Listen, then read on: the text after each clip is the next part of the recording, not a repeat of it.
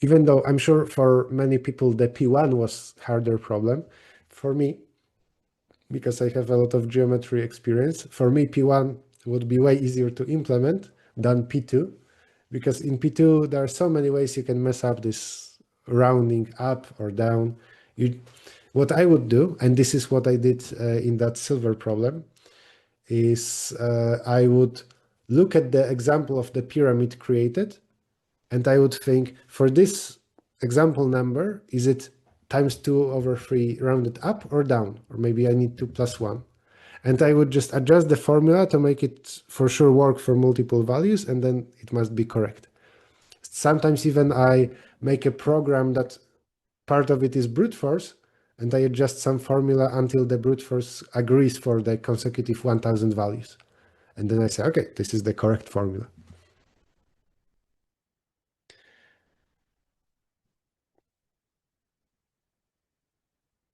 One more problem remaining, pluses and minuses.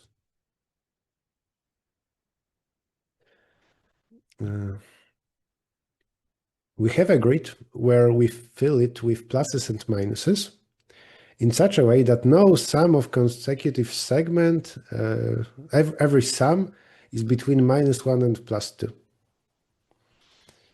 And yeah, a plus is +1, minus is -1.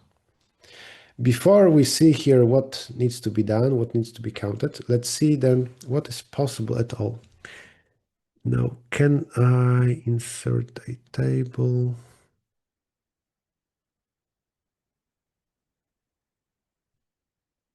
Okay, I think this will be fine.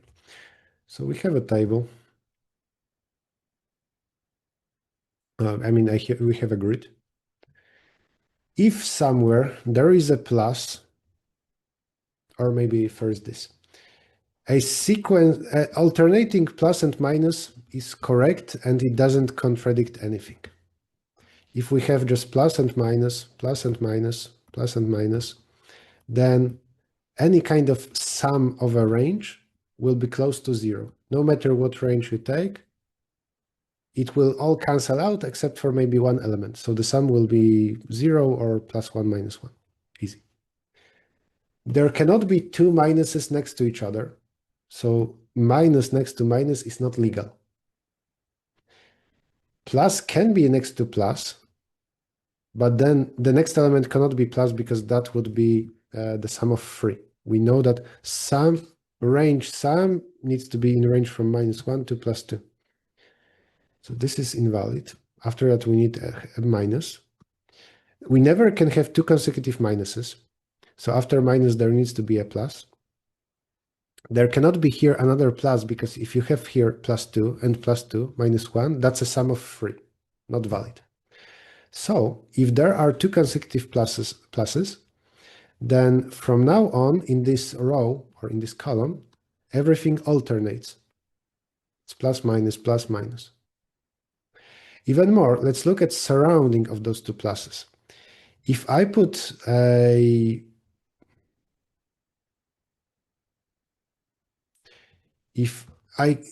obviously I cannot have two minuses there. What I can have is, can I have this? Why not? Okay, this is invalid because after two pluses, there must be a minus next to it, and this is invalid. Okay, so I cannot here put two minuses, I cannot put two pluses. So it needs to be one plus, one minus. Let's say it's this way. Now, if I look at those two, or maybe because of this minus here, next to it, there needs to be a plus.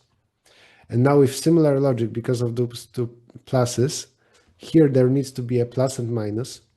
Oh, also here, two pluses already, so this needs to be a minus, minus. If you now look at this minus next to it, there needs to be a plus. And if you continue this kind of logic of what obviously needs to be there, which in head it's hard to figure out, but on paper you will rather quickly get it, you will get this double diagonal of pluses, which implies that everything else needs to simply alternate like so.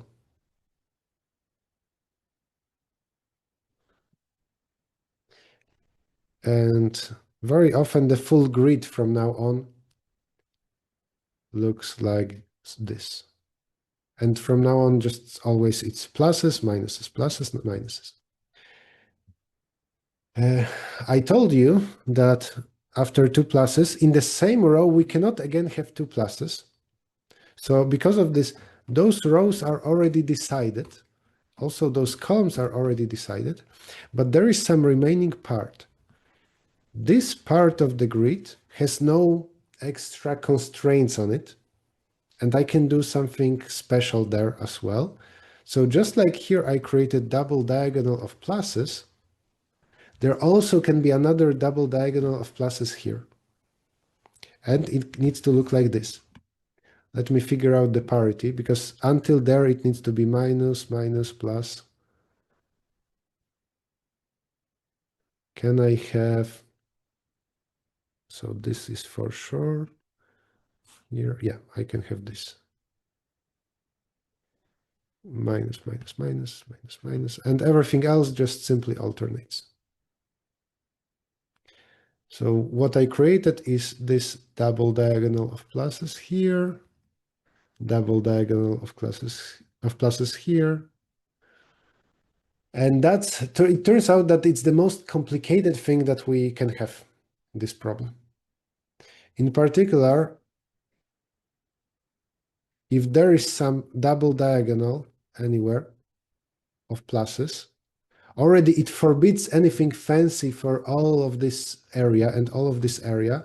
We're always left with just some rectangle like so. And the only double diagonal that we can fit there, like it cannot be like this, because when we start a diagonal, it implies that it needs to continue.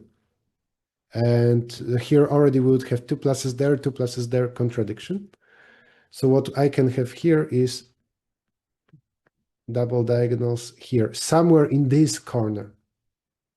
That's the most complicated thing we can have. We can have two diagonals such that they are disjoint in terms of rows and columns. We can also have a single diagonal. What already means is that answer is polynomial, not exponential. The answer, so the number of grids that are possible, because I can iterate the position of one diagonal, and either this is it, or I can iterate the position of second diagonal. So the answer is limited by something like number of rows or columns squared. The answer is of this magnitude. We don't need modulo. It will fit in long. The diagonals also might look like this, but then both will be this way. Great implementation advice is that you should run the algorithm once and then rotate the grid by 90 degrees, run algorithm again. So we will only focus on this kind of diagonals. The task says that we are given some cells that are particularly plus or minus, and we need to count the number of grids that match. So maybe we know that in some particular cell here, there needs to be exactly plus. And we don't know, maybe it's the part of normal part that is just plus, minus, plus, minus, plus, minus, or maybe it's part of double diagonal. That's the implementation task we need to solve. First of all, can I copy the table without the content? How does it look? Yes. I will focus on diagonals of this type. As I said, we run algo, then rotate everything by 90 degrees, then run algo. So I can only focus on this part. The very first thing that you should do is count the cases that have no diagonals. So consider that the plus is in the top left corner, check if everything is valid. If so, increase the answer by 1. Then put a minus in top left corner, check if everything is valid. It's just about parity. If so, increase the answer by 1. That was first phase. Then we assume that there is at least one diagonal. Assume at least one diagonal. And we do this thing of run algorithm that we will now describe, rotate the grid, run algorithm again. I will only consider diagonals that look like this. Every diagonal, when you have a grid, the easiest way to number the diagonals is to count them, to say this is 0, this is 1, this is 2, this is 3, and so on. That is, a cell of row and column is diagonal number is equal row plus column. That's a well-known formula. If you are in cell 5,7, you are in diagonal number 12. Also, announcement is that this will take me like 5, maybe up to 10 more minutes. So we will not finish exactly at around hour. We will take a few minutes extra. And this is the last problem in Platinum. Okay, so we have this formula. Given cell, you know what diagonal it belongs to. And now what we have. I need to say that 2 diagonals, like for example, maybe 2 and 3, I consider marking with pluses. So some 2 consecutive diagonals, there cannot be any minus there. Then from now on, everything needs to alternate. The 4th diagonal needs to be all minus. The 5th diagonal needs to be all plus. And so on, maybe until the end of the grid.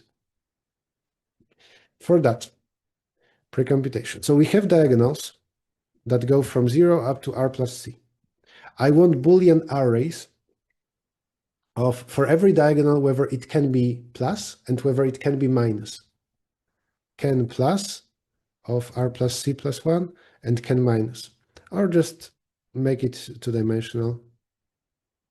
For each of possible type plus and minus, we want to know for every diagonal if it can be like that, or in the input there is some character that forbids us from choosing this type. Next, make a helper function can range given the bounds from L to R, some range of diagonal IDs, and initial parity, 0 or 1, check if some range of diagonals, like 4, 5, maybe until the end, the diagonals are counted up to there, whether it's allowed, we can alternate them like that, starting from this parity. This is 0 or 1, like plus or minus, and you want this constant time function, or logarithmic at most, to tell you, starting from here until the very end, can everything alternate, starting from minus?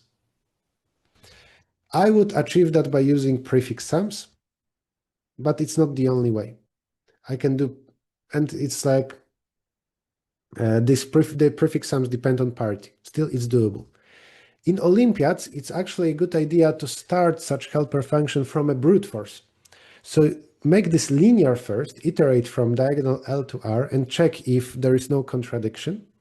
Always alternate parity, so change it when moving to next diagonal.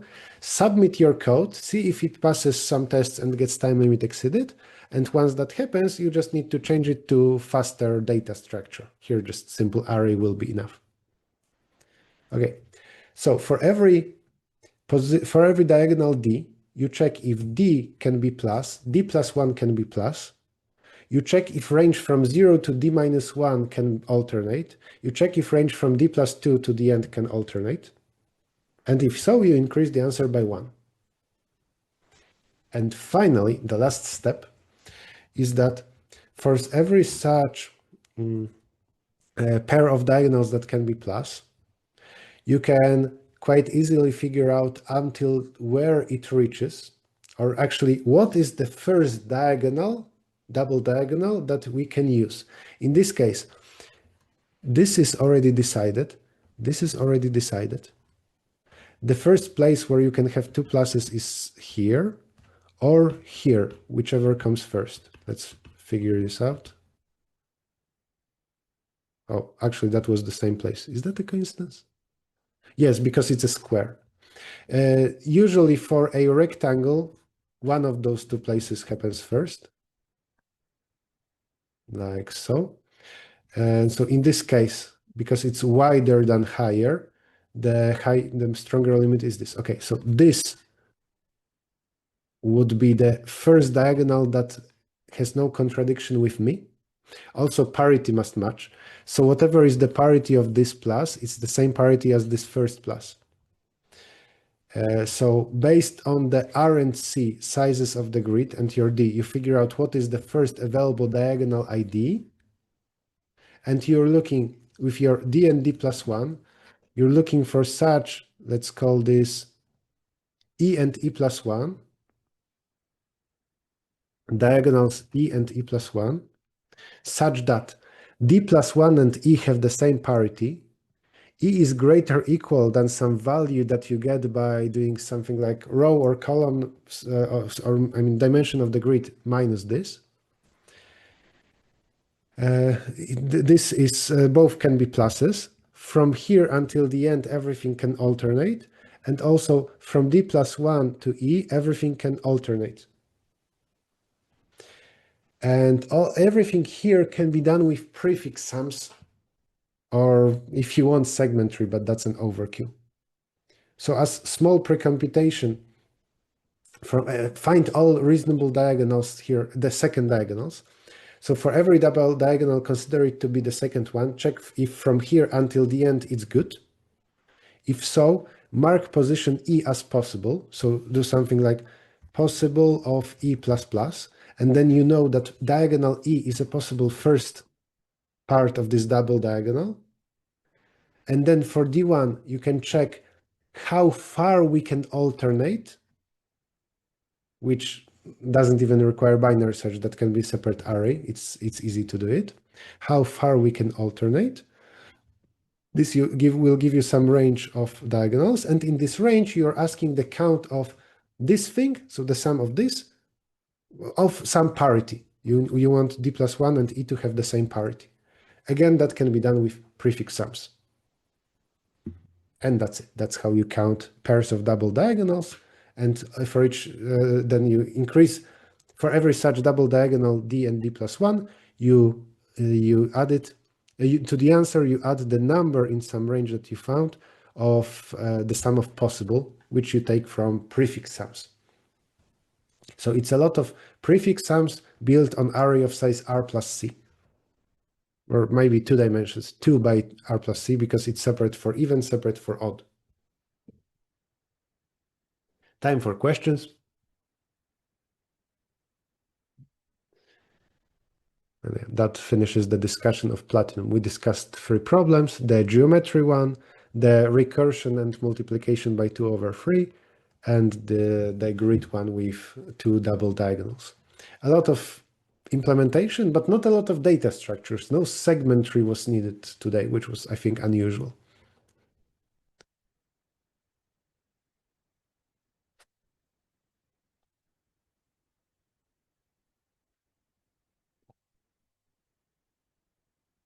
If there are no questions, then I think we can wrap this up.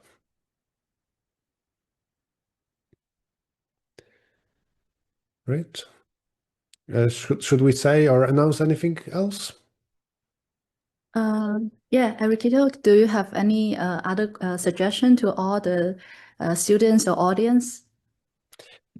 Well, I think, for example, this Platinum contest shows that knowledge of data structures maybe is not that important. So it's not that you need to know a lot of different theory, but practice is crazy important. A lot of times here for the Platinum, I showed you similar problems, something that is related. And it's not really a particular topic for a lot of them. It's just a problem that you needed to have encountered. So you need to solve a lot of problems and understand them. That's the most important thing. For Olympiad practice, if you want to be the best, you need to solve a lot of problems. You need to spend a lot of time problem solving. That's, I think, a takeaway. Yes, yeah, that's pretty true. Because we hope that our students to do some contest summary and recap after the contest ends. This is also the suggestion from our teaching team. And this is the 4th year of SCAM to host a live solution after every contest ends. And this year, we are pretty honored to have Errichto to help us to advance to the platinum level solution. So we hope the solution not only focus on the problem itself, but also some general similar experience and skills during the contest. So if you have any question, follow-up question and feedback, just feel free to let us know.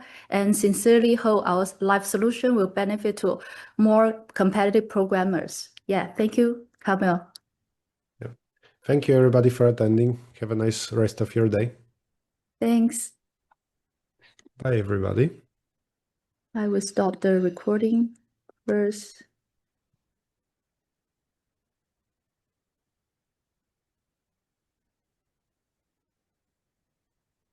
Oh, And we can stop the YouTube stream as well, right? yes. Or I guess it automatically closes when we close the Zoom meeting. Yeah.